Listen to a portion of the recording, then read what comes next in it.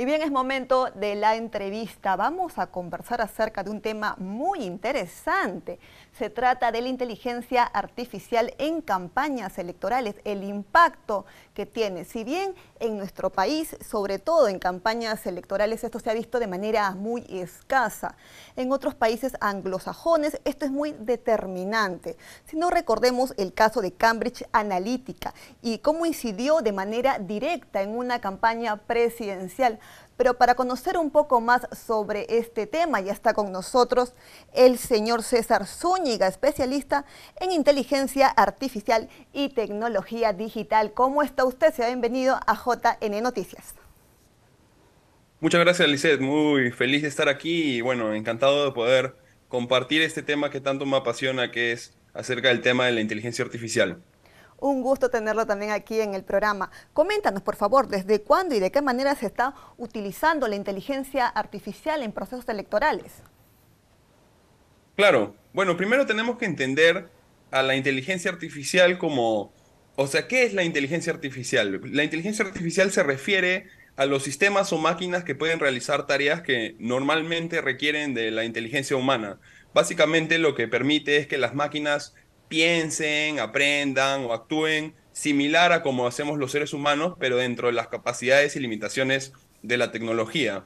Entonces, a diferencia de los programas o software tradicionales que normalmente siguen instrucciones específicas para realizar una tarea, los sistemas de inteligencia artificial son entrenados usando grandes cantidades de datos y Ujú. diferentes algoritmos que le permiten mejorar su rendimiento con el tiempo. En realidad es una combinación de programación avanzada porque puede funcionar de manera autónoma, es decir, sin la necesidad constante de un usuario, la necesidad de tener una supervisión constante de un usuario, y también tienen la capacidad de automejora porque aprende en base a la experiencia.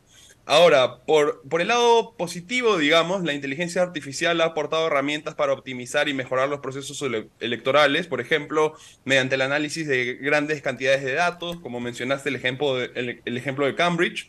Aparte, la inteligencia artificial ha permitido hacer, digamos, predicciones electorales más precisas, basadas en tendencias en redes sociales, encuestas y comportamientos electorales anteriores.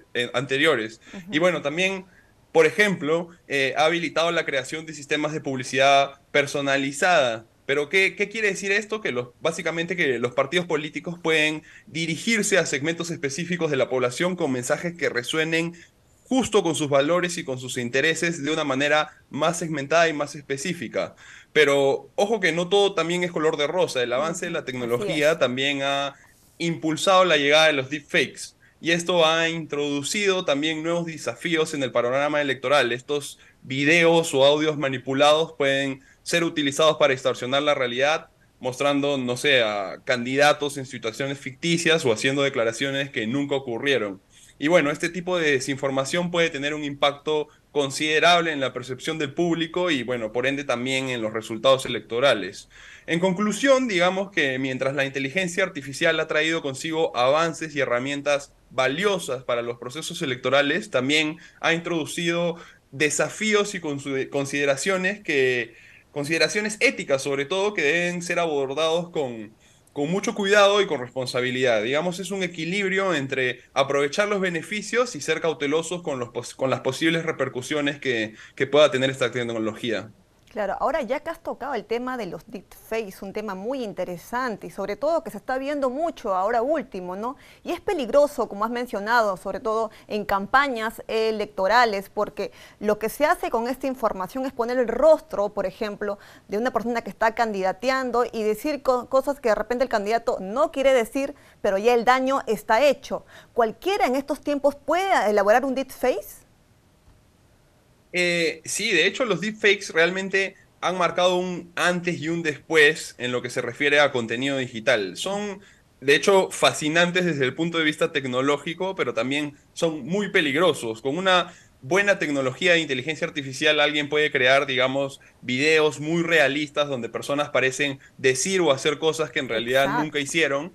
Y se han visto casos, por ejemplo, en el ámbito político, donde se han creado videos falsos de figuras públicas haciendo declaraciones controvertidas que en realidad nunca hicieron, lo cual puede generar desinformación y alterar la opinión pública. O el último caso que fue bastante conocido aquí en Perú, de este colegio donde algunos alumnos utilizaron Sí, fotos de sus compañeras para crear lamentable. material explícito y venderlo. En realidad, la realidad es que los deepfakes pueden confundir a la gente sobre lo que es real y lo que no es real, y esto es un gran problema en la era donde todo es digital, en verdad. Por eso es crucial trabajar en tecnologías para detectar estos deepfakes y en regulaciones que ayuden a mitigar este impacto negativo que se tienen.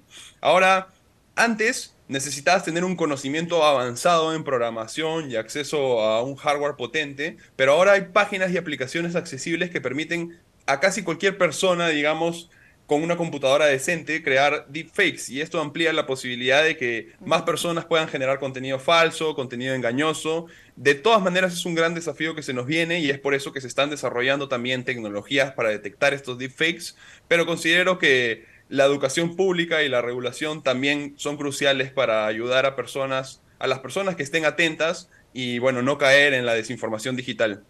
Claro, y como lo has mencionado, ¿no? Así como la inteligencia artificial se puede utilizar de manera negativa, ¿no? Si lo vemos por el lado de los deepfakes, ¿no? De suplantar a estas personas, también hay formas de que la inteligencia artificial detecte estos deepfakes, ya haciéndolo de una manera positiva, ¿no? Para que se pueda contrarrestar este tema de desinformación, manipulación. Sí, de hecho la capacidad para distinguir un deepfake de un video real ha ido disminuyendo a medida que la tecnología avanza. En sus inicios los deepfakes solían tener ciertos errores perceptibles, como los labios no se movían igual a como estaba en el video, la iluminación no se veía bien. Sin embargo, con el avance de la inteligencia artificial, Ujú. la calidad de los deepfakes ha mejorado enormemente, Claro. llegando a un punto en que pueden ser muy difíciles de distinguir a simple vista, incluso para los expertos.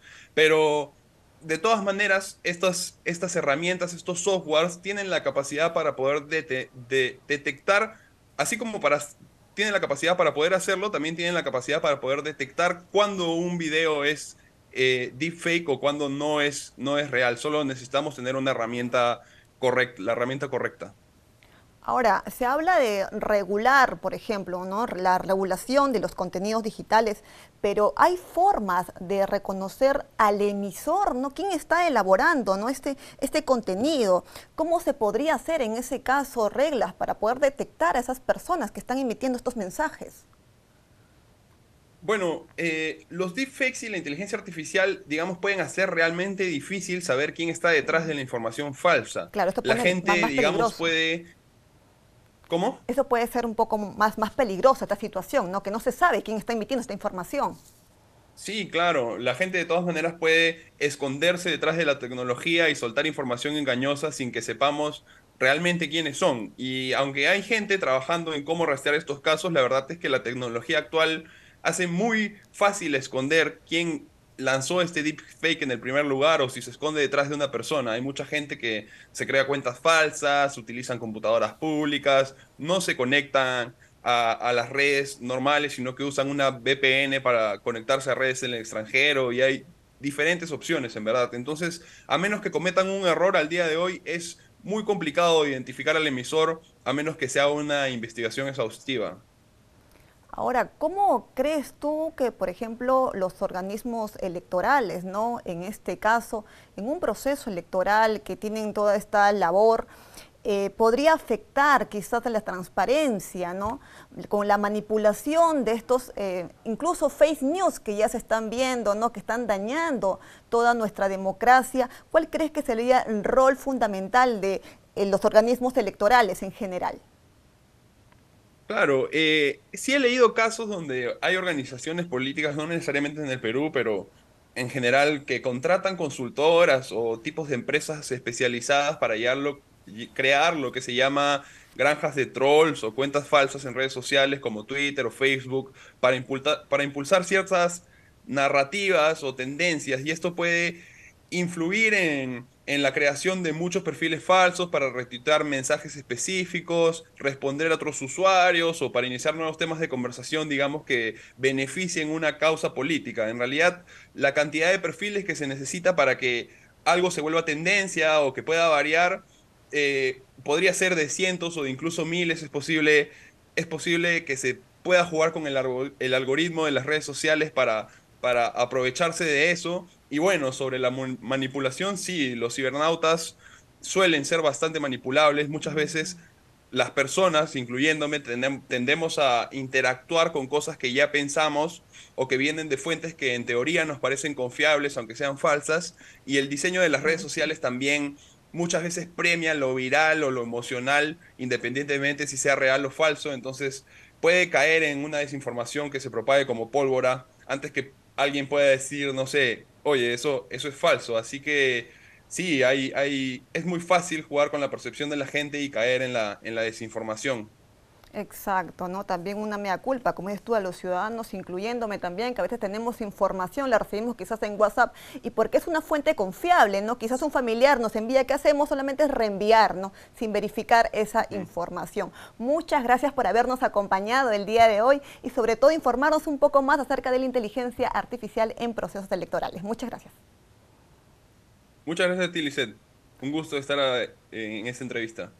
Bien, muchísimas gracias y es momento de continuar con más información aquí en JNE Noticias, pero antes vamos a una breve pausa y retornamos.